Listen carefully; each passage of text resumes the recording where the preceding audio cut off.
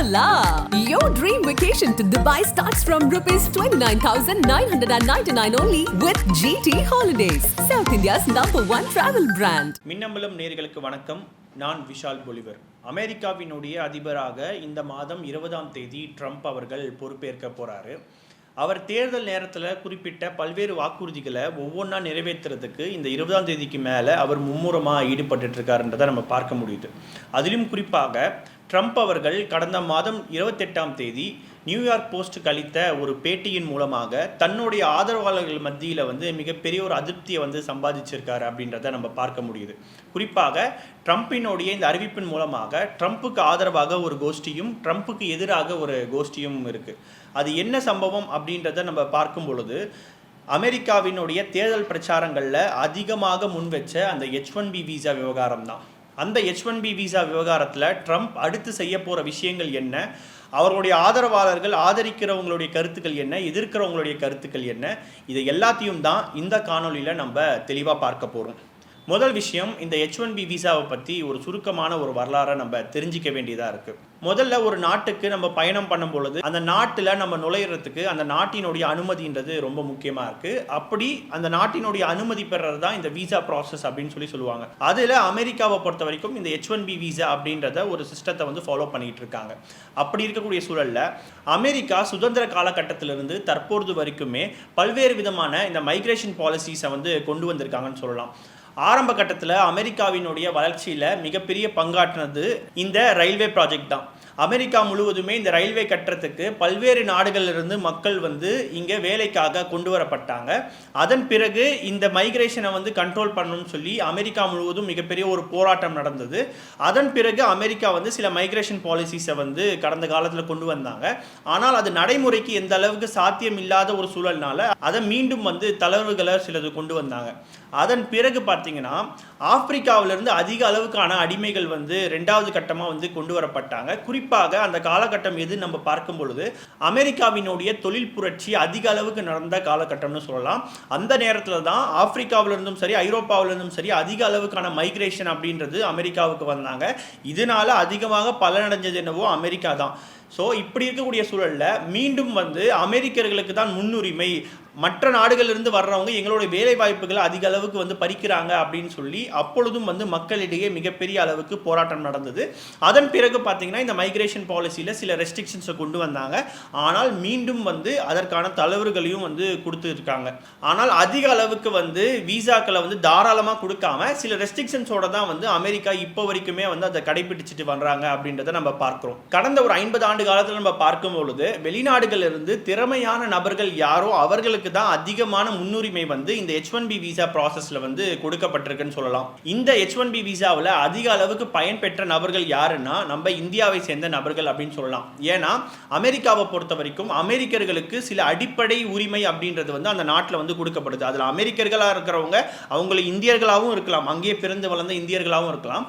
ஆனால் அமெரிக்காவிலேயே பிறந்து வளர்ந்தவர்களுக்கு பார்த்தீங்கன்னா குறைந்தபட்ச ஊதியம் அப்படின்ற சில சட்டங்கள் அமெரிக்காவில் இருக்கு.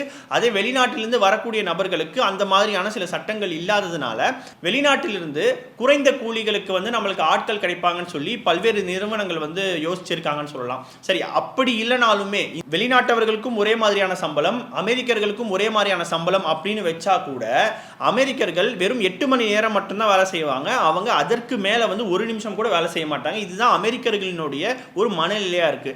அதே இந்தியர்கள் இந்தியாவிலிருந்து அமெரிக்காவுக்கு போய் வேலை செஞ்சாங்க அப்படின்னா அவர்கள் 8 மணி நேரம் தாண்டி 16 மணி நேரமும் வேலை செய்வதற்கு தயாராகவும் இருப்பாங்க. அது மட்டும் இல்லாம வார இறுதி நாட்கள்லையுமே அவங்க வேலை செய்யறதுக்கு ஒரு மும்முரமான ஒரு நபர்களாகவும் இருக்கிறாங்க. இது இந்தியர்கள் மட்டும் இல்லாம ஆசிய கண்டத்தை சேர்ந்தவர்கள் எல்லாருமே அமெரிக்காவுக்கு போனா இதுதான் அவங்களுடைய நிலைமையா இருக்கு. அப்போ இந்த ஊதியம் அப்படின்றது ஒரு பக்கம், அதாவது குறைந்த ஊதியத்துக்கு ஊழியர்கள் கிடைப்பாங்க அப்படின்றது ஒரு பக்கம் இருக்கு. இன்னொரு பக்கம் பார்த்தீங்கன்னா அவர்கள் நம்ம சொல்றது எல்லாத்தையும் செய்வாங்க அப்படின்றது தான் அமெரிக்க நிறுவனங்களினுடைய ஒரு மனநிலையா இருக்கு. ஸோ இந்த அடிப்படையில் தான் 2016 ட்ரம்ப் அவர்கள் முதல் முறையாக ஆட்சிக்கு வந்தப்போ இந்த விசா ப்ராசஸ்க்கு கடுமையான சில கட்டுப்பாடுகளை விதிச்சிருக்காங்கன்னு சொல்லலாம். கடந்த காலத்தோடு ஒப்பிடும் பொழுது ட்ரம்ப் அவர்களுடைய ஆட்சியில் அமெரிக்காவுக்கு H1B விசா மூலமாக போனவங்களுடைய எண்ணிக்கை வெகுவாக குறைஞ்சிருக்கு அப்படின்னு சொல்லலாம். இந்தியர்களும் மிகப்பெரிய அளவுக்கு பாதிக்கப்பட்டாங்க. ஆனால் பைடன் அவர்களுடைய ஆட்சியில் இந்த கட்டுப்பாடுகள் வெகுவாக குறைக்கப்பட்டிருக்கு.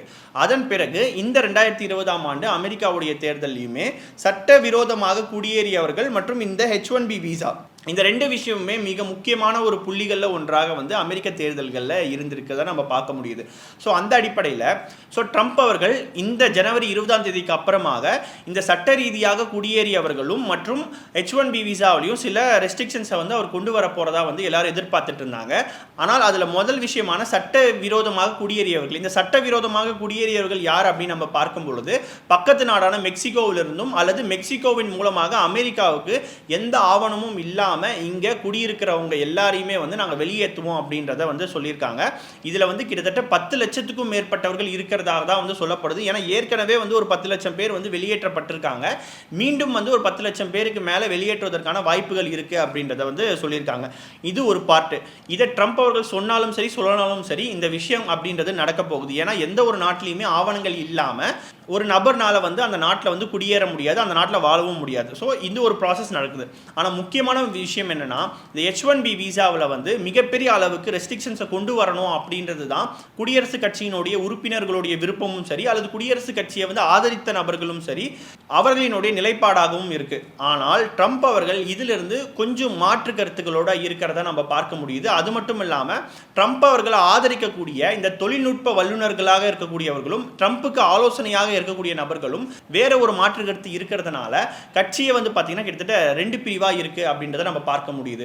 குறிப்பா டிசம்பர் 28ஆம் தேதி அன்னைக்கு நியூயார்க் போஸ்ட்ல வந்து ட்ரம்ப் அவர்கள் ஒரு பேட்டி கொடுக்கிறாரு. அதுல இந்த H1B விசாவில் வந்து திறன் சார்ந்த நபர்களையும் வந்து நாங்கள் சேர்ப்போம் அப்படின்றத வந்து இதில் குறிப்பிட்டிருக்காங்க. இல்லை திறன் சார் நபர்கள் யார் அப்படின்னு பார்க்கும் பொழுது ஒரு துறையை எடுத்துக்கிட்டோம்னா அந்த துறையில் மிகவும் அறிவாளிகளாக இருக்கிறவங்களை வந்து அமெரிக்கா வந்து பயன்படுத்திக்கும் அப்படின்றத வந்து இதில் வந்து குறிப்பிட்டிருந்தாங்க. சரி, எல்லா துறைகளிலும் இருக்கக்கூடிய அறிவார்ந்த நபர்களை அமெரிக்கா பயன்படுத்திக்கிட்டா அமெரிக்காவுக்கு தானே லாபம் அப்படின்றத வந்து நீங்கள் யோசிக்கலாம்.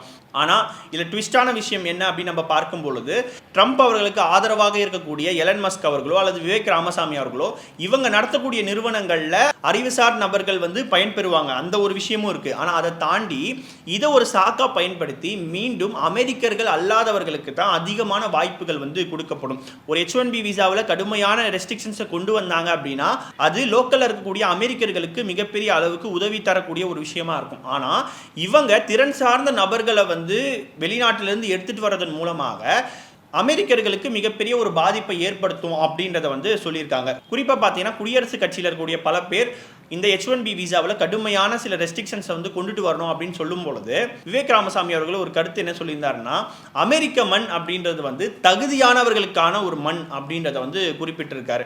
இப்படி இருக்கக்கூடிய சூழல் தான் விவேக் ராமசாமி அவர்களுடைய இந்த கருத்துக்கு எலன் மஸ்க் அவர்கள் ஆதரவு தெரிவிச்சிருக்காருன்னு சொல்லலாம். எலன் மஸ்க் அவர்களுடைய இந்த ஆதரவுக்கு பின்னாடி உலகத்தில் இருக்கக்கூடிய தலை சிறந்த பொறியாளர்களில் 0.1% பேர் எலன் மஸ்க்கு பயன்படக்கூடிய நபர்களாக இருக்கிறதுனாலையும் எலன் மஸ்க் அவர்கள் இந்த ஒரு ஆதரவை வந்து தெரிவிச்சிருக்காரு.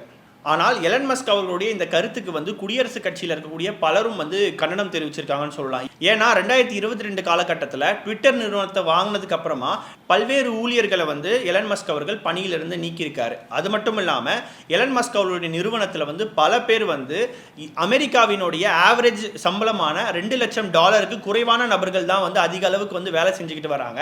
இதனால அமெரிக்கர்களுடைய அந்த நியாயமான சம்பளங்கள்ன்றது கிடைக்காம போகுது அப்படின்ற மாதிரியான விமர்சனங்களை அதிக அளவுக்கு தொடர்ச்சியாக வந்து வச்சுக்கிட்டு இருந்தாங்க.